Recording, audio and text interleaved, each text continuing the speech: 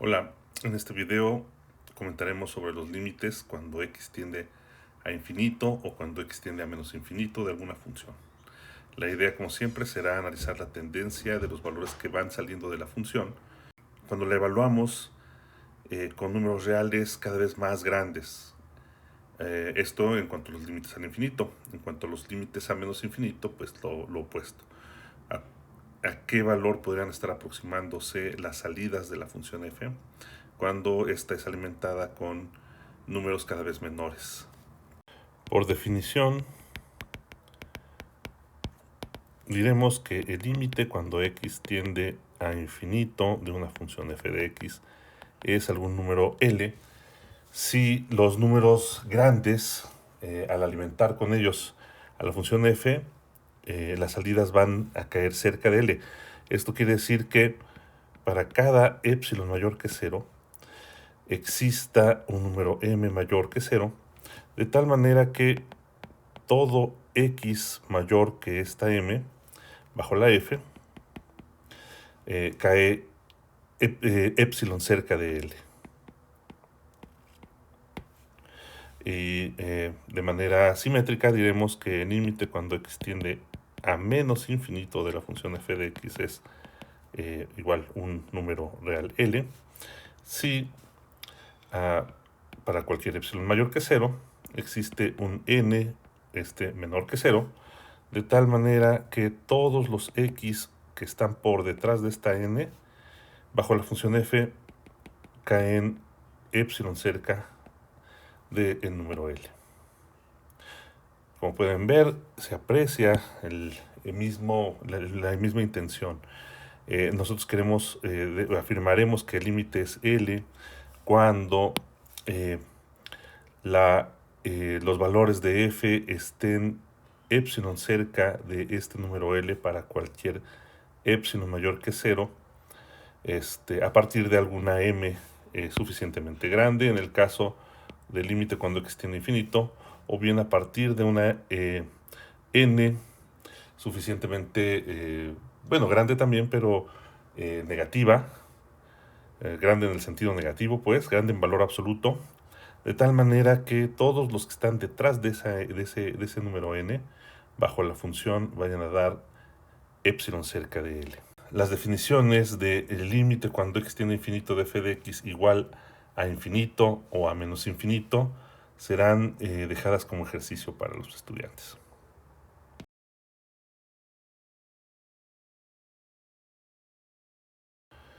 Como ejemplos tenemos los siguientes muy conocidos. La función f de x igual a 1 entre x. Si nosotros vemos hacia dónde se aproxima cuando x tiende a infinito, pues sabemos que esto es igual a 0, ¿no? Sabemos que esto es igual a 0 porque si nosotros tenemos dado epsilon mayor que 0, nosotros simplemente tenemos que encontrar un m mayor que 1 entre epsilon, lo cual nos quiere decir que para todo x mayor que esta m ocurrirá que 1 entre x será menor que 1 entre m, pero por esta desigualdad de aquí, 1 entre m es menor a su vez que epsilon. Y agregando que 1 entre x es mayor que 0 para toda x positiva, pues tenemos entonces que efectivamente este límite cuando x tiende a infinito o a más infinito, como quieran escribirlo, es igual a 0. Lo mismo que el límite cuando x tiende a menos infinito de esta misma función 1 entre x. Este también vale 0. Si alguien nos da epsilon mayor que 0, nosotros podemos encontrar una n más chiquita que menos 1 entre epsilon, ¿no? Si epsilon es pequeño, 1 entre epsilon es grande pero positivo, menos 1 entre epsilon es grande en valor absoluto pero negativo. Y así nosotros tendríamos que para toda x menor que esta n, ocurrirá que 1 entre x es más grande que 1 entre n, lo cual a su vez será mayor que menos epsilon. También agregando el hecho de que 1 entre x va a ser menor que 0 para todo x menor que esta n. Lo que nosotros tendremos entonces es que nuestra x estará entre menos epsilon y 0. Así tendremos que nuestro 1 entre x estará entre menos epsilon y epsilon. Ahora tomemos como ejemplo esta función f de x igual a x cuadrada. Claramente el límite cuando x tiende a infinito de esta función x cuadrada, pues es infinito. Pues fíjense que para x suficientemente grandes, y no tienen que ser demasiado grandes, con x, con que simplemente que sea mayor o igual que 1, ya tenemos que x cuadrada pues es mayor o igual que x. Y así, dado un k positivo, podemos usar ese mismo k como la m, de tal manera que para todo x mayor que esta m, el valor de x cuadrada, que es más grande que x, pues va a ser mayor que m, que es el mismísimo k. ¿Sale? Es decir, si nosotros hubiéramos pensado que esta k habría ser una cota superior para los valores que salen de x cuadrada cuando x lo hacemos crecer a infinito, entonces pues nosotros simplemente nos podemos ir a esta misma k, y de ahí en adelante la x cuadrada pues también será más grande que esta k. Ahora discutamos el límite cuando x tiende a menos infinito de esta misma función x cuadrada. Bueno, todos sabemos que x cuadrada toma siempre valores positivos, y entonces esto debería ser igual a más infinito también, ¿no? Ahora, ¿cómo podemos demostrarlo? Pues más o menos de la misma manera, ¿no? Dada una k mayor que 0, que sería la cota que quisiéramos rebasar, pues debemos encontrar una m, pero esta, fíjense, tiene que ser negativa, y de tal manera que por detrás de ella todo rebase a la cota, ¿no? Y pues bueno, si sin perder generalidad suponemos que k sea mayor que 1, entonces podríamos proponer a la misma, no a la misma k, sino a menos k como nuestra m, ¿no? Digamos, sea m igual a menos k, y así para todo x que sea menor que esta m, pues tenemos que tenemos que x sería menor que menos k, y por lo tanto el valor absoluto de x, o si quieren ustedes mejor lo escribimos como menos x, sería mayor que k, pero este menos x pues ya es un número positivo. Ya sobre él sabemos que su cuadrado es más grande o igual. Y pues el cuadrado de menos x sabemos muy bien que es igual al cuadrado de x. Y con eso terminamos de demostrar que x cuadrada ha rebasado a k para esta x que estaba por detrás de nuestra m. En los límites al infinito se pueden reinterpretar también los teoremas que conocemos para límites cuando x tiende a un número real dado. Por ejemplo, son muy útiles criterios como la ley del sándwich para límites al infinito. Por ejemplo, si nosotros tenemos que el límite cuando x tiende a infinito de una función f de x es L, y también esa misma L es el límite cuando x tiende a infinito de otra función, digamos, g de x, y sabemos que una cierta función h de x tiene la propiedad de que f de x es menor o igual que h de x, y h de x es menor o igual que g de x para todo x mayor que algún número m positivo. Entonces, pues también podemos asegurar que el límite cuando x tiende a infinito de nuestra h de x es igual a L, ¿cierto? Esta es, digamos, la ley del sándwich para límites cuando x tiende a infinito. Seguro ustedes pueden reinterpretar esta ley del sándwich para un límite cuando x tiende a menos infinito. Y por otro lado, digamos, cuando hablamos de límites al infinito o no, o a cuando x tiende a un número real,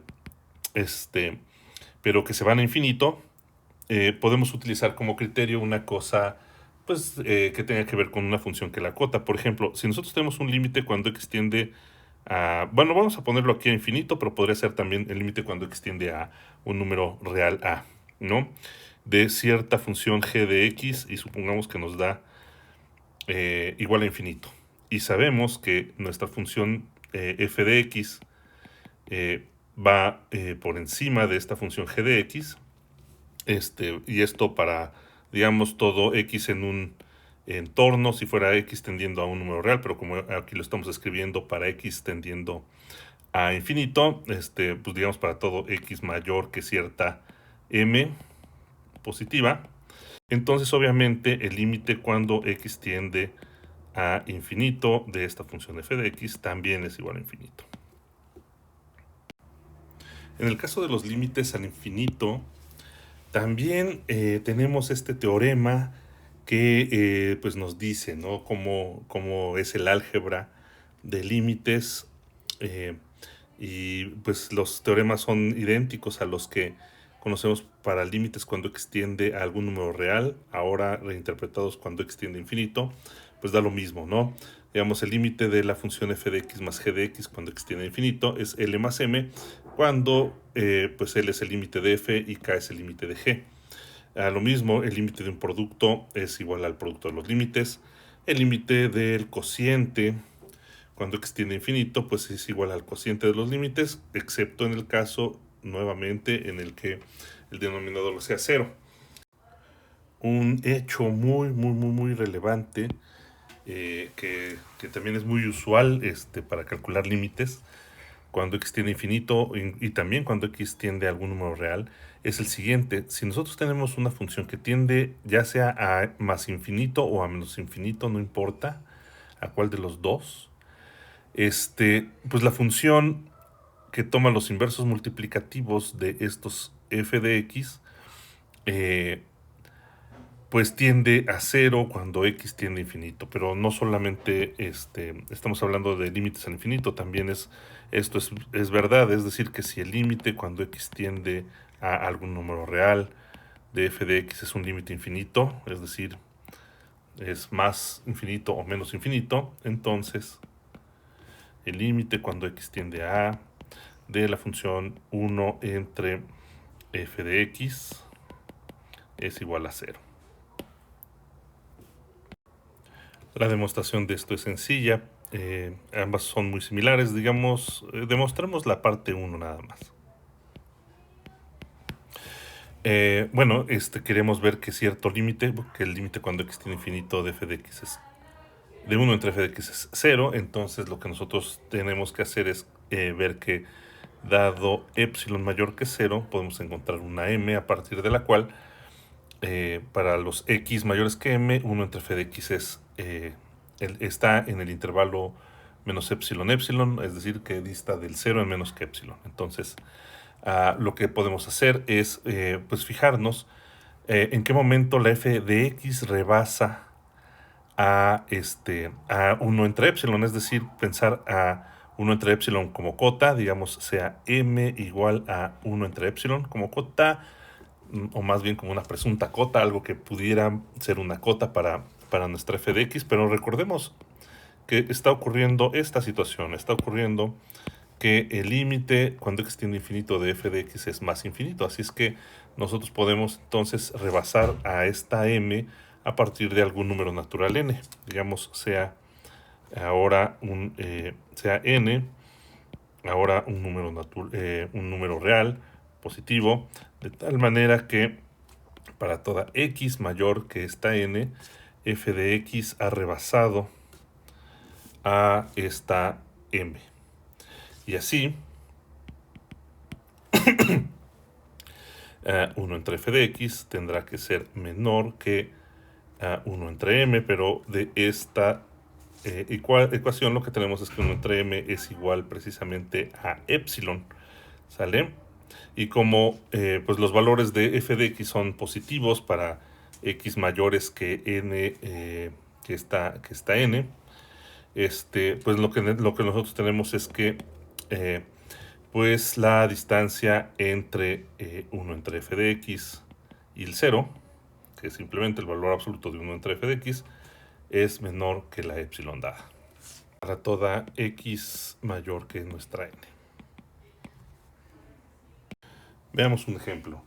Sea f de x igual a x menos 5 dividido entre 2x más 3. Y preguntémonos por el límite cuando x tiende a infinito de este cociente. Bueno, una manera de darnos una idea de cuánto va a valer esto, pues es calcular los límites al infinito de ambos, ¿no? Del numerador y denominador. Ambos obviamente tienden a infinito, ¿no? X menos 5 y 2x más 3 tienden a infinito, cuando x tiende a infinito. Pero si se fijan ustedes, ambos son polinomios, son funciones lineales. El coeficiente del numerador es 1, el coeficiente del denominador es 2.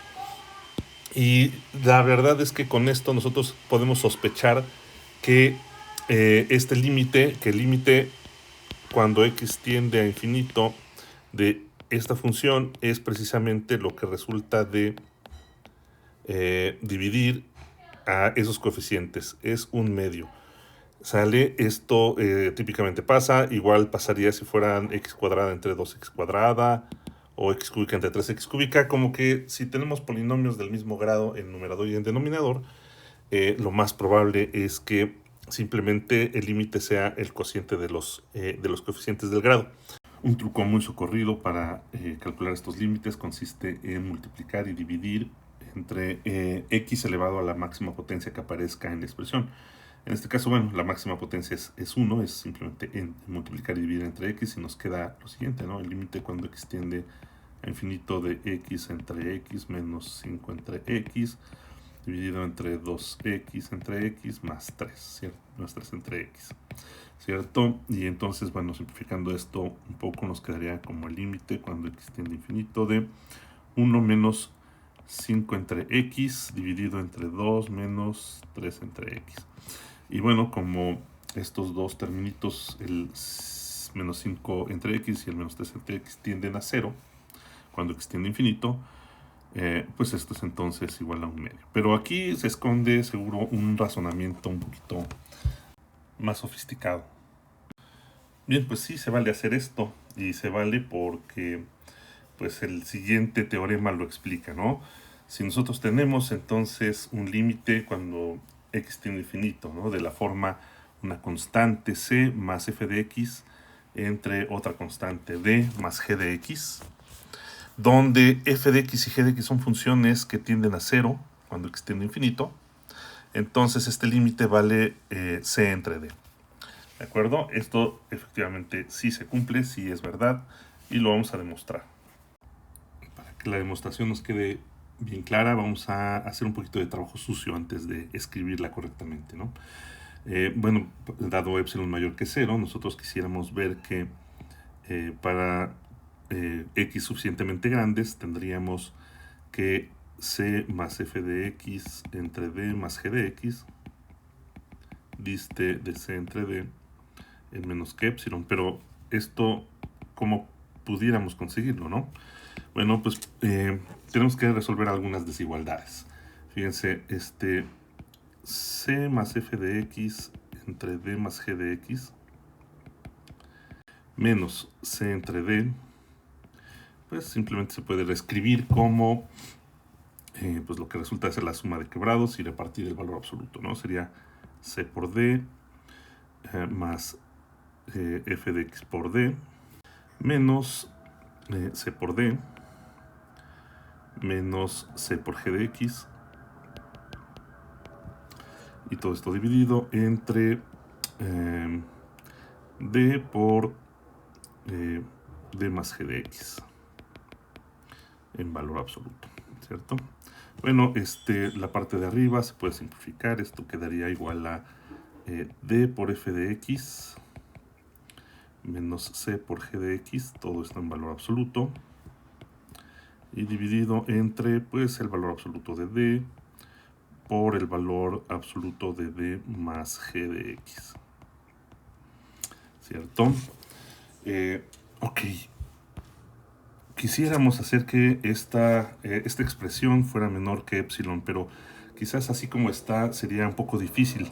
Lo más probable es que tengamos que acotar algunas expresiones. Y fíjense, esto es un cociente, y los cocientes quedan, digamos, dominados o quedan acotados por otros cocientes cuando o el numerador es más grande que el que tenemos o el denominador es más pequeño, ¿no? Si dividimos entre menos nos queda más, nos toca más, ¿cierto? Entonces, pues eso es lo que vamos a intentar. Vamos a tratar de poner aquí una fracción con un numerador mayor o igual y con un denominador menor o igual. Acotar al numerador va a ser muy sencillo porque simplemente podemos usar la desigualdad del triángulo. Esto es que el valor absoluto de d por f de x más el valor absoluto de c por g de x. Sin embargo, para el denominador vamos a tener que hacer un poquito de mayores consideraciones. En primer lugar, bueno, nosotros sabemos que g de x tiende a 0 cuando x tiende a infinito. Entonces este g de x lo podríamos considerar tan pequeño como quisiéramos.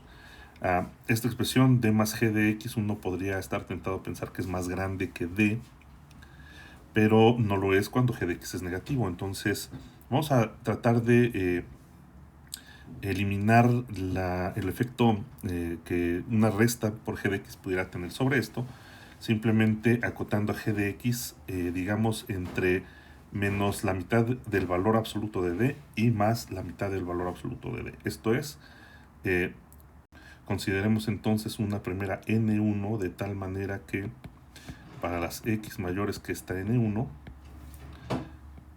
el valor absoluto de g de x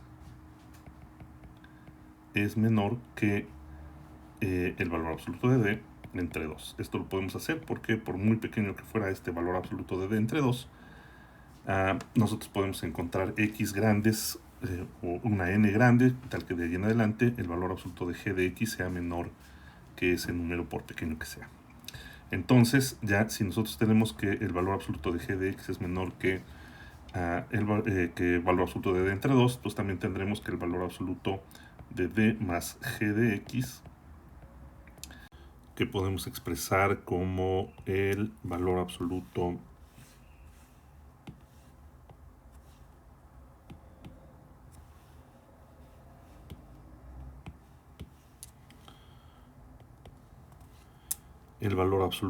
de d menos g de x,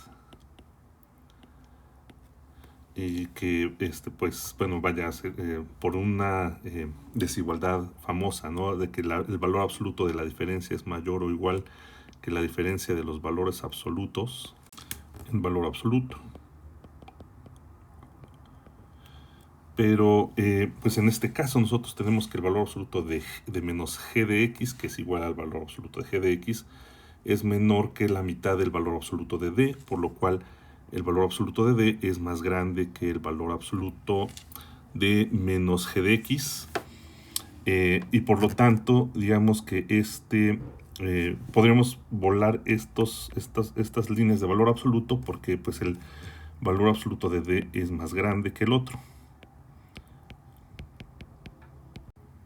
Ahora, por otro lado, de esta desigualdad de aquí se sigue que menos valor absoluto de g de x es mayor que menos valor absoluto de d sobre 2.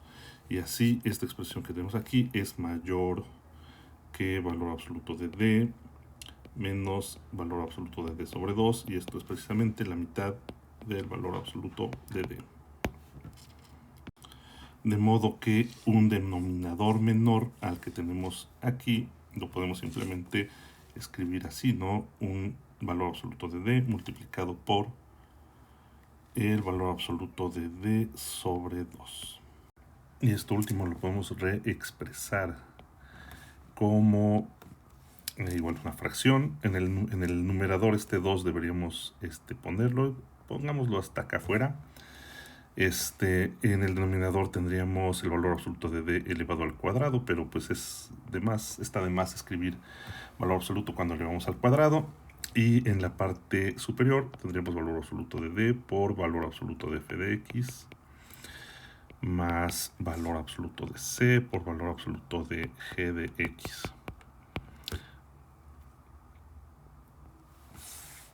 Ok, bueno, entre C y D debe de haber alguien más grande. Uno de los dos debe ser más grande.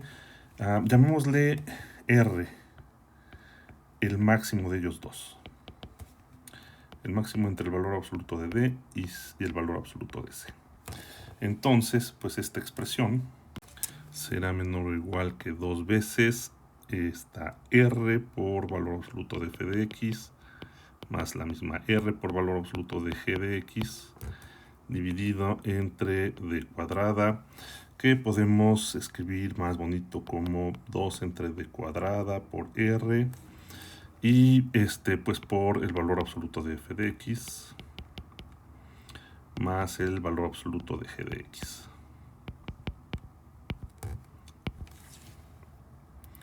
¿Verdad? Y si nosotros queremos que esto de aquí sea menor que epsilon, pues podemos pasar dividiendo a epsilon a este coeficiente. Entonces lo que quisiéramos es que el valor absoluto de f de x más el de g de x fuera esto menor que epsilon dividido entre aquello de allá, sería multiplicarlo por del al cuadrado y dividir entre 2r, ¿cierto? Nosotros queremos que esta suma resulte menor que esto, pero si queremos que esa suma resulte menor que esto, pues bastaría con que cada uno de los sumandos, el valor absoluto de f de x y el valor absoluto de g de x, fueran menores que la mitad de esto, ¿cierto? Entonces, pues para eso nos vamos a tener que conseguir otro número, ahora le vamos a llamar n2, de tal manera que ocurran estas dos cosas, que el valor absoluto de f de x sea menor que d cuadrada por epsilon entre 4r, y también ocurra que el valor absoluto de g de x sea menor que ese mismo número, d cuadrada por epsilon entre 4r. ¿Sale? Esta n2 junto con la n1 que ya teníamos nos van a dar entonces exactamente aquello que necesitamos. ¿Se acuerdan? Necesitamos una n a partir de la cual todas estas cuentas funcionen. Bueno, pues ahora demostramos el teorema usando todas estas cosas que hemos ido encontrando en nuestro trabajo en sucio. ¿Sale? Entonces, bueno, como siempre empezamos con un CA epsilon mayor que 0, y entonces nosotros necesitamos definir una n, pero antes, previamente, definamos a r como el máximo entre el valor absoluto de c y el valor absoluto de d. Y luego entonces nuestra n va a ser alguien mayor que 0, suficientemente grande, de tal manera que se cumplan las siguientes condiciones. Que se cumpla, en primer lugar, que el valor absoluto de g de x es menor que la mitad del valor absoluto de d. Esa era la condición para nuestra n1. Y para nuestra n2 era que el valor absoluto de f de x fuera menor que d cuadrada por epsilon entre 4 veces r, y también g de x en valor absoluto fuera menor que esta misma cosa. ¿De acuerdo? Bueno, pues con todo eso lo que nosotros tenemos es que el valor absoluto de c más f de x entre d más g de x menos c entre d es menor o igual que 2r entre d cuadrada por el valor absoluto de f de x más el valor absoluto de g de x. Pero bueno, el valor absoluto de f de x es menor o igual que d cuadrada por epsilon entre 4r, y el valor absoluto de g de x es menor o igual que esto mismo, que d cuadrada por epsilon entre 4r. Y haciendo estas cuentas tenemos que esto es igual precisamente a epsilon. ¿Qué es lo que queríamos demostrar? Claro, aquí me estoy brincando, por supuesto, un cachote de desigualdades, ¿verdad?, entre esta y esta, pero son pues las desigualdades que han aparecido por acá.